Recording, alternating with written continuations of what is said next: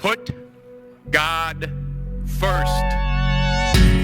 Your presence in their lives gives them validation. Our children don't need us to be superheroes. If you do these things, the next generation and the generations that follow will live in a world far better than the one we have today. Men, stand up, be fathers.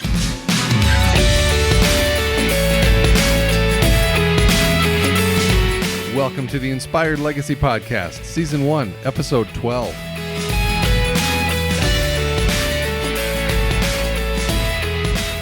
Hey everybody, I'm Mark Henderson, your host and founder of the Inspired Legacy, where we equip dads just like you to live up to our guiding verse, 1 Corinthians 16, verses 13 through 14, that say, "Be watchful, stand firm in the faith, act like men, be strong, and let all that you do be done in love." Well, if you're a first-time listener, I want to welcome you to the show. And if you're listening to this episode on the heels of its release, then you know that it is Father's Day. Or I guess, maybe a few days removed, depending on when you're listening. But I want to wish all the dads out there a very happy Father's Day. Also, the fact that you're listening to this is probably an indication that you're a committed parent. So operating on that assumption, I just want to give you guys a pat on the back, if you will. Because, as you know, it's not always easy or fun to be a parent, but I can speak with absolute authority on this next comment. It is rewarding, especially as you see your kids grow from, I'll say, a typical, bratty or self-absorbed teenager.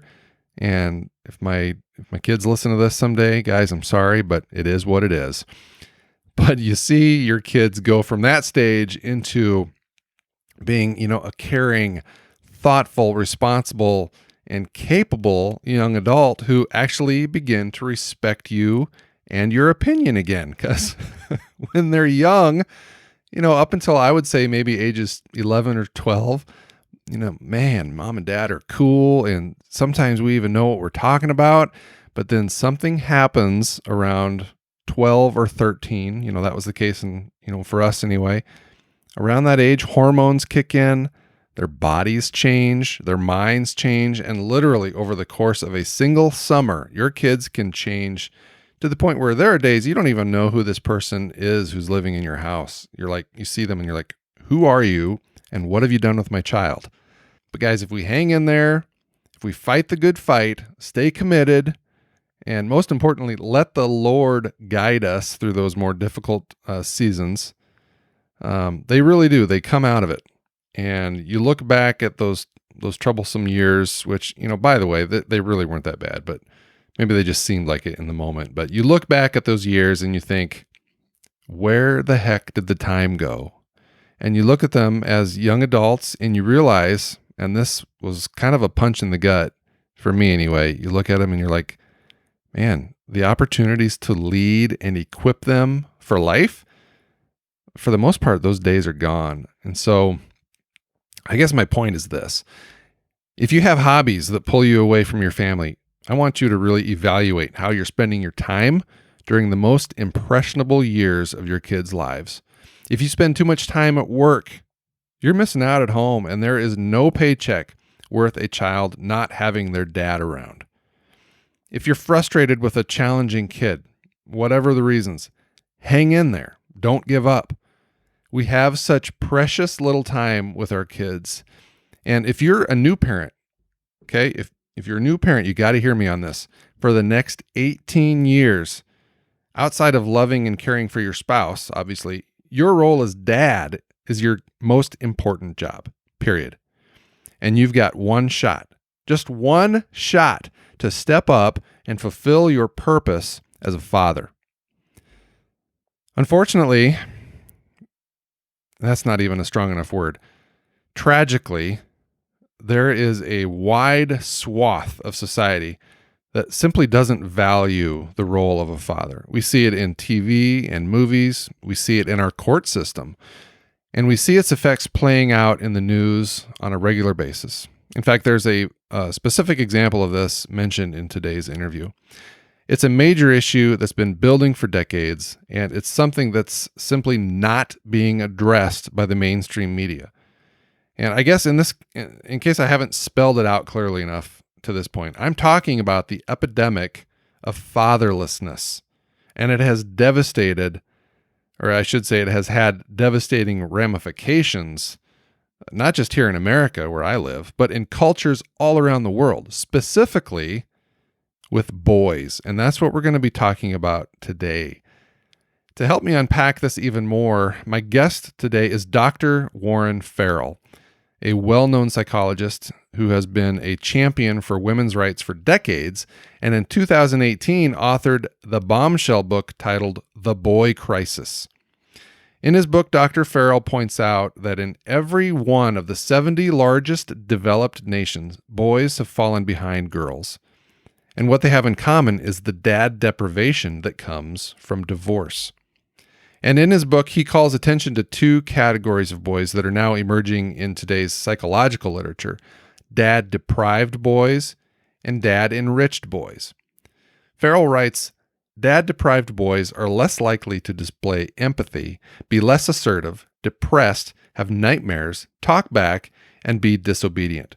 These boys hurt, and boys who hurt us and themselves. And in one extreme example of the pain that fatherlessness can cause, Dr. Farrell references the story of Anthony Sims, also known as the Oakland Killer, whose last Facebook post read, "I wish I had a father." That just breaks my heart. Farrell believes the gap between dad-deprived boys and dad-enriched boys will become the single largest indicator in determining who will grow up to be economically successful and who won't. Yet when we hear reports about wealth and inequality, we never hear about fatherlessness being one of the root causes. But Dr. Farrell's data shows that when a lower income is present in a family, the presence of a father in that home can more than compensate for the economic gap that exists in that household.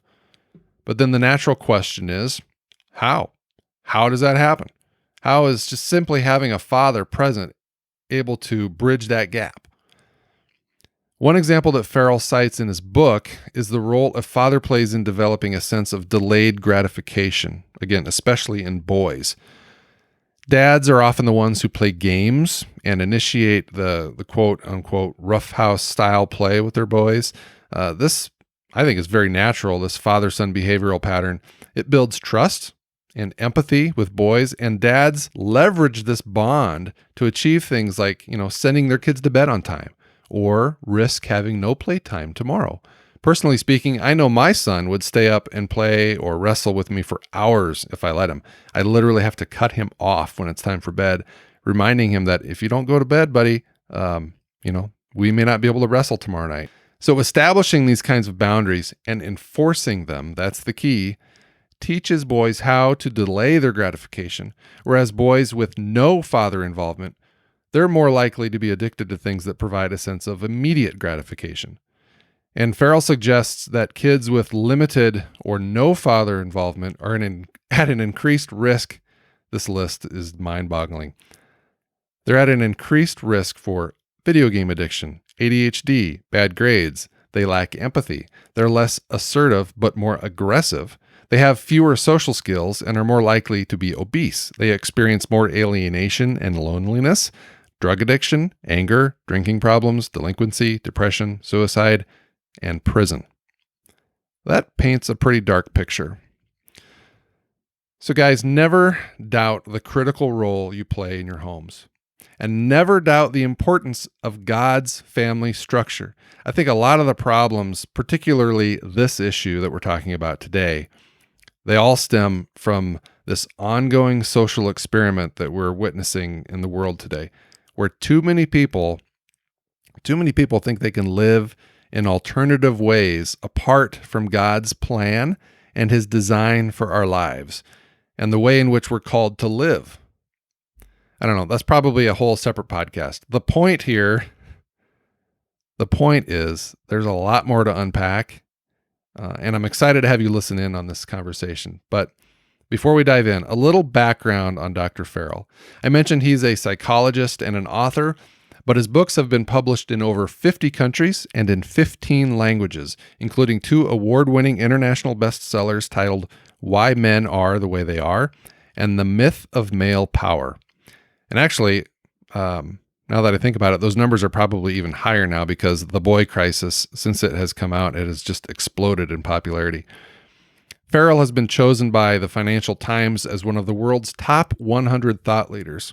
He has taught at the university level in 5 disciplines and appeared on more than 1,000 TV and radio shows, from Oprah, Larry King, to the Inspired Legacy podcast. I had to throw that in there. He's also been featured repeatedly in Forbes, the New York Times, and the Wall Street Journal. The guy is a busy dude, and I was fortunate to get him on the show. When we recorded this episode, we both had limited availability.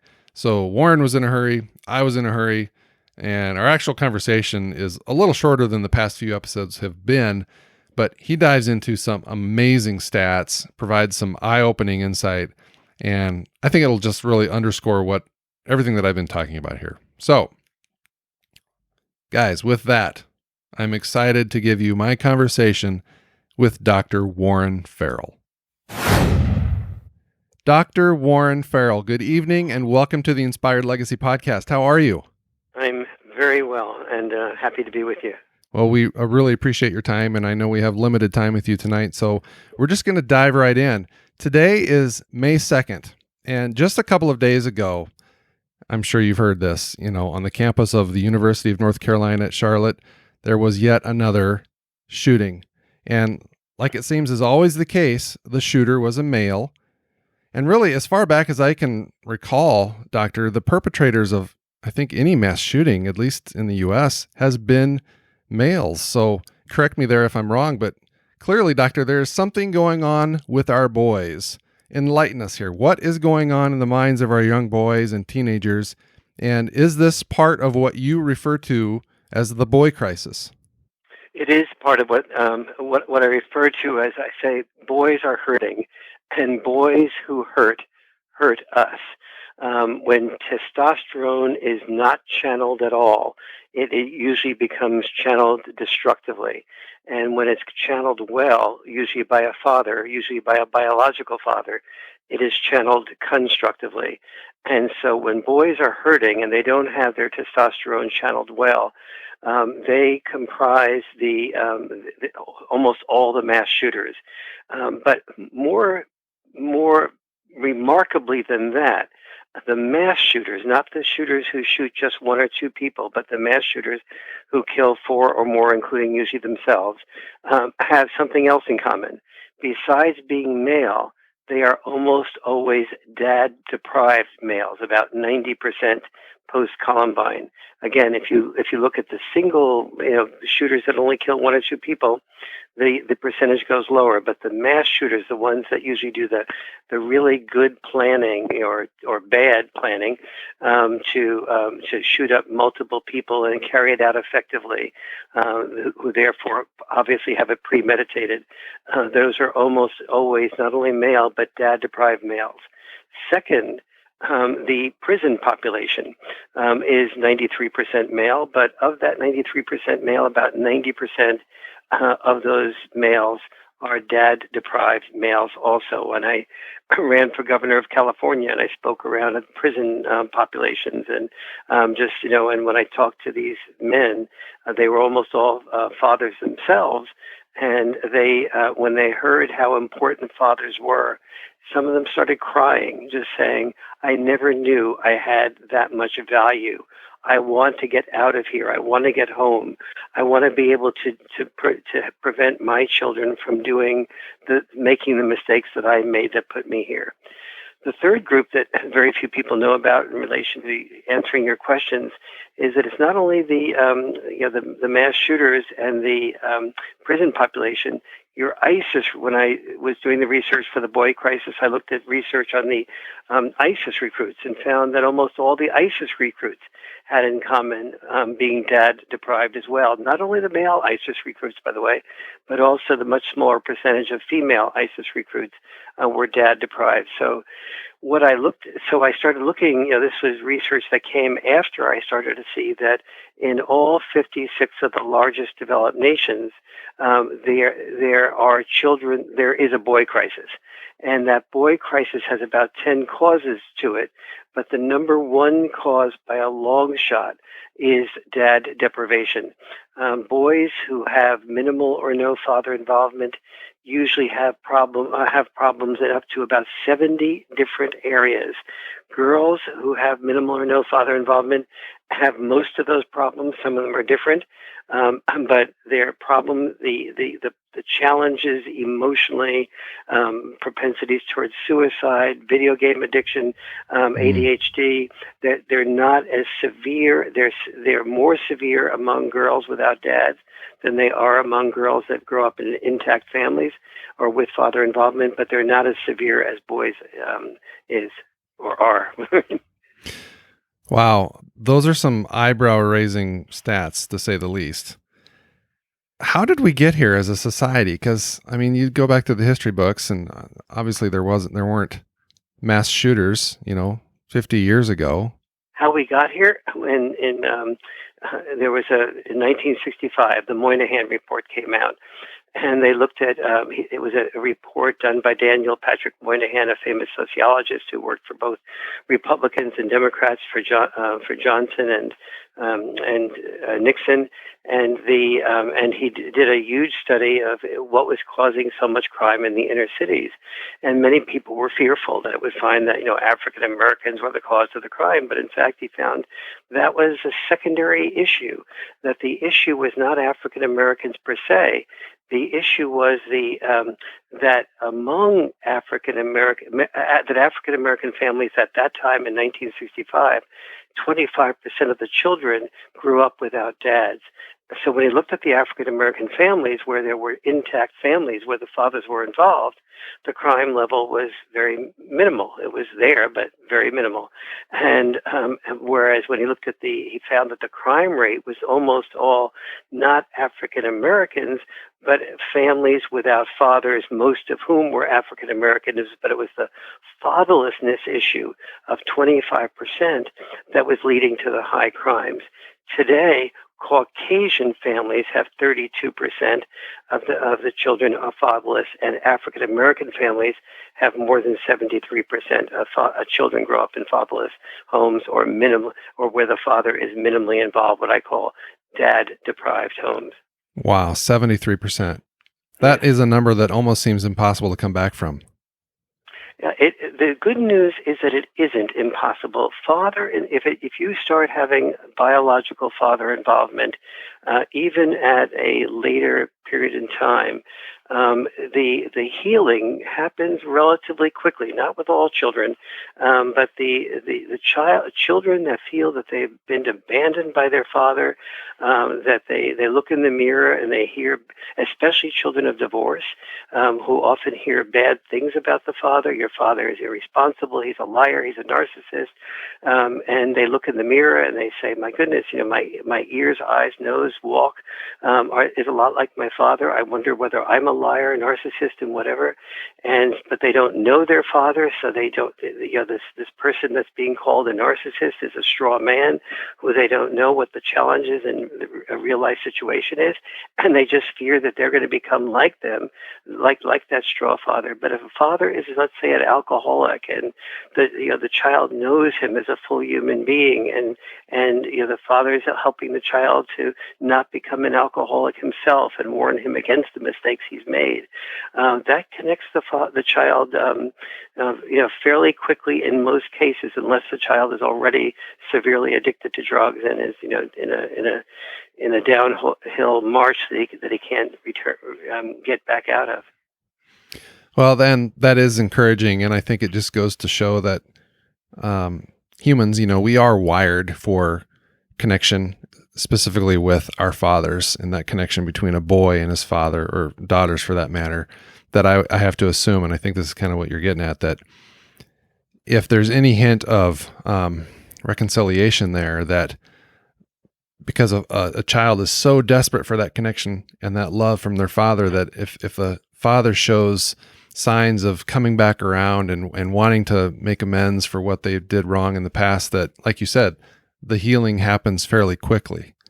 Yes, it can. And again, there are differences with different children and how far along they are, and certainly by far and one of the reasons that children do so much better with their fathers is that moms and dads have different styles of parenting, what I call mom-style parenting and dad-style parenting.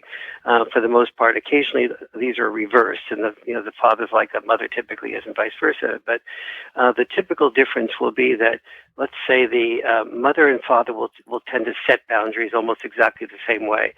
They'll both say, "Sweetie, you can have your ice cream as soon as you finish your peas."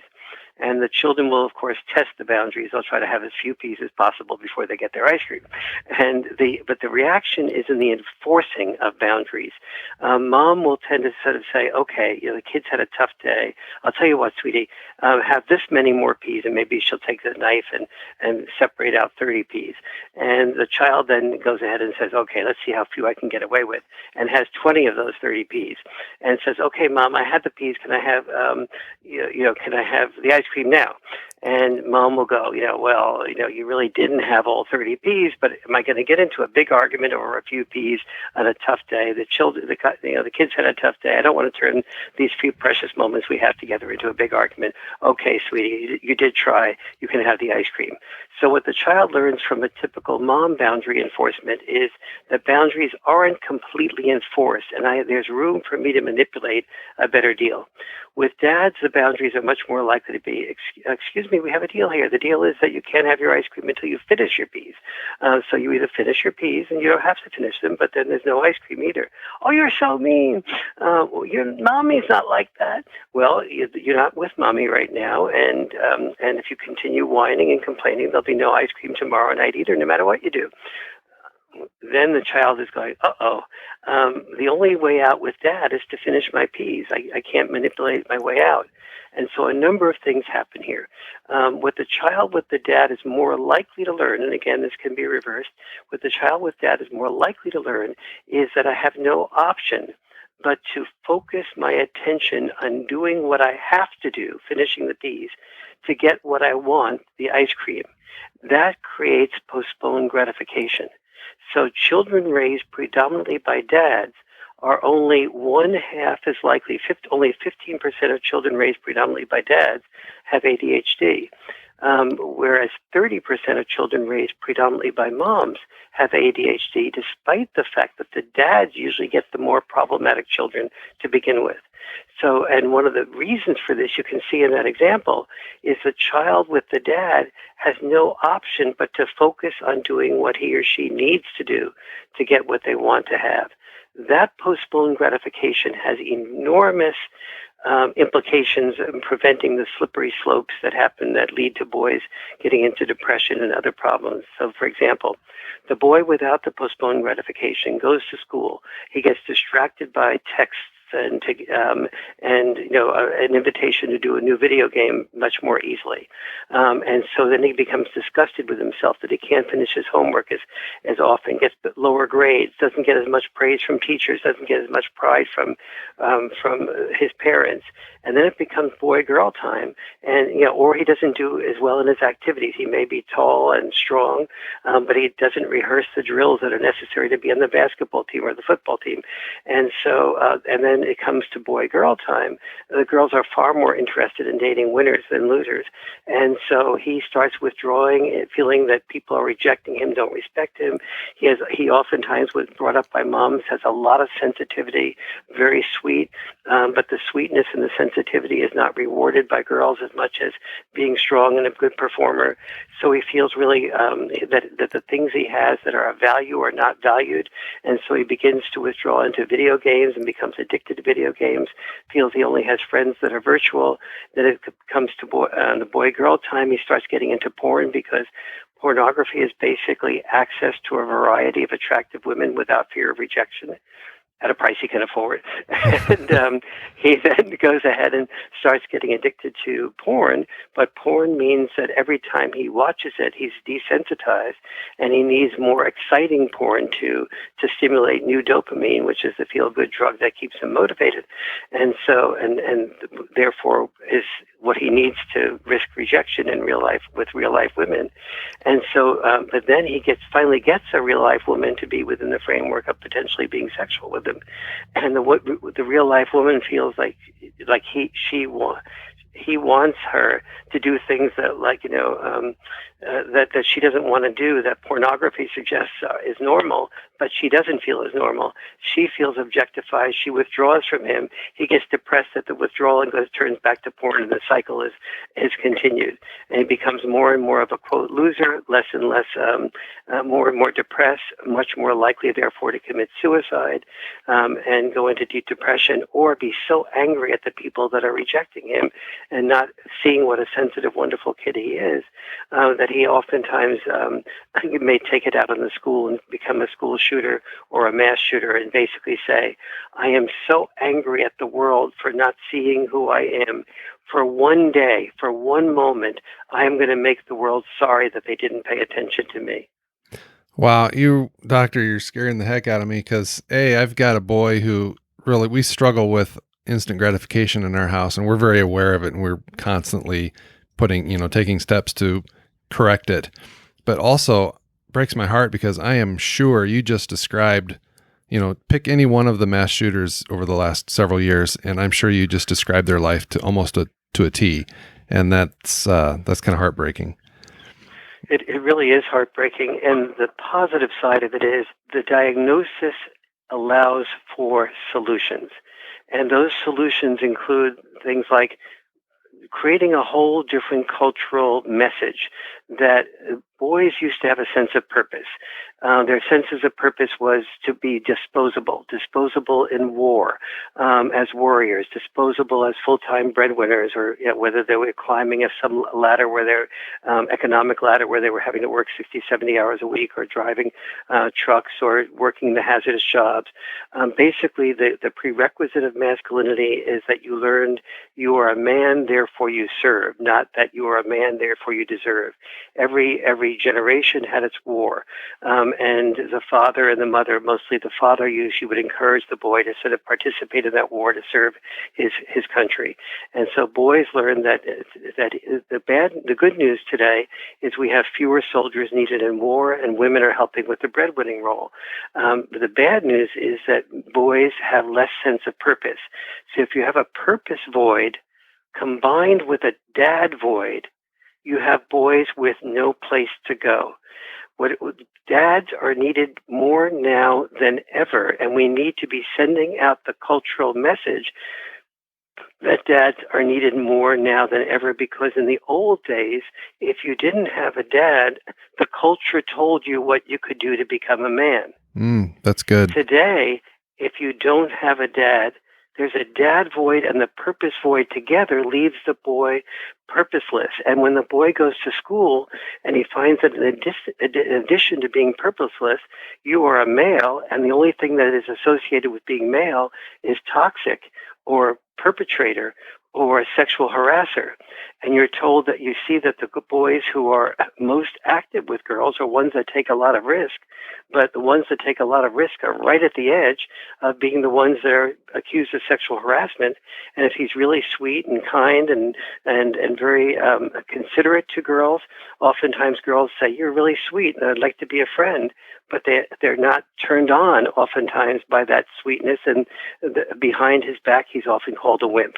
And so he's often caught between a rock and a hard place. Is my role to be more assertive, or is my role to be more cautious and careful and considerate? And so there's so many things that are happening today that when you have the purpose void, the dad void, and then then masculinity associated in such negative ways, and especially if you're a white male, you're basically told, you're part of the patriarchy, you've dominated and oppressed us, and as opposed to looking at you as a human being rather than judging you in a category. Wow, this is so eye-opening, and I have a million questions, and I know we're already getting towards the end of our time here. I just need to finish reading your book is what I need to do. But May I just interrupt you for a second? you bet.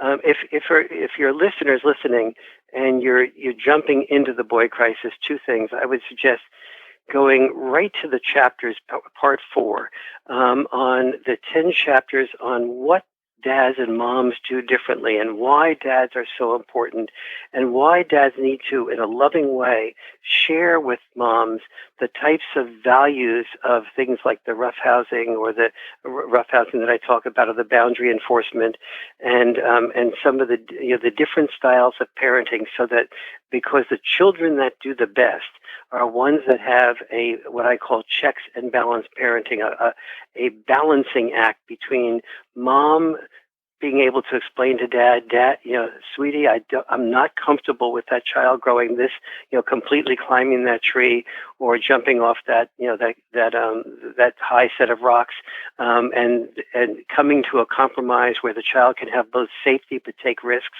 can get lost for a while but not get lost forever. Those are the types of things that create some of the children that turn out the best. And when I was researching the boy crisis, I was really I educated myself a great deal on how that balance could be achieved, and especially take a look at the section in the boy crisis on family dinner nights, and how family dinner nights can be conducted in such a way that they don't become family dinner nightmares, and the topics that need to be discussed, and why it's so important to bring up controversial topics, and why the process needs to rotate among the people who are facilitating the conversations.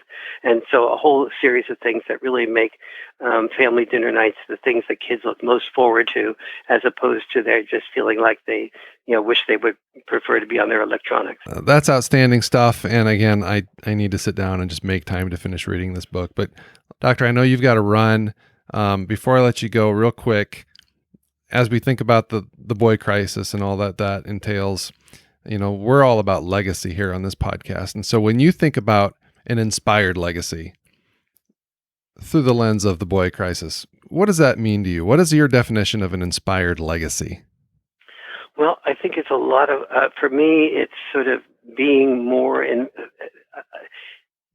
involved as a dad, recognizing that if your family income is $60,000-$70,000 or more a year, that we now have good hard data to know that the time with the children is far more, that dad's time is far more important than dad's time once you get past basically taking care of your rent and taking care of your, basically putting food on the table and having clothes on your back. And so most people, even if they don't have that in the area where they can live, they can move to another area that's less expensive and do that. But that dad time is so crucial. Secondly, if you're a mom and dad without a biological father involved, part of the legacy that you can be inspired to leave your children with is the legacy of getting them involved with Boy Scouts, with Cub Scouts. Cub Scouts especially have a huge track record of increasing the character of your child. You need, if you really want to make something happen in the long run for your child and other people's children, work with your school system to get male teachers in very significant numbers in first, second, third grade, especially if you live if your child is growing up in a home where there's only a mom at home. You don't want your child to be going from a female-only home to a female-only school in first, second, and third grades, and then ask the question, gee, I wonder why my child is in search of a gang leader or a drug dealer to have a sense of direction and authoritarian personality. And so those are some of just a few of the things that you can do. Get your children involved in sports, not just team sports, but also individual sports, and also make sure that your children get involved, especially your boys, in pickup team sports at playgrounds where there's nobody setting the rules, where your child has to experiment with new people coming into the playground, creating the rules of what the boundaries are, who to pick, how to get along with who to pick spontaneously, with not having a coach rescue you, but doing at the same time, making sure that in addition to the pickup team sports, you also have organized team sports and that your child is involved in.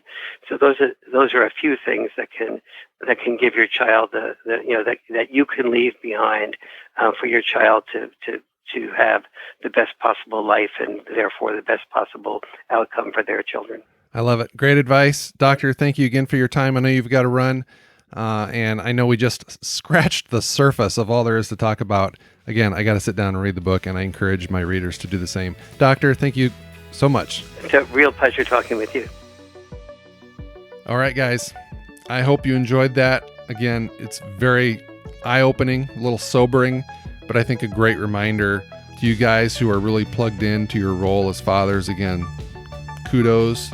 Stay with it. Don't get discouraged. And if you know other men out there who are challenged at home, if they're having troubles with their kids, if you sense that maybe they're starting to give up or tune out, just step in.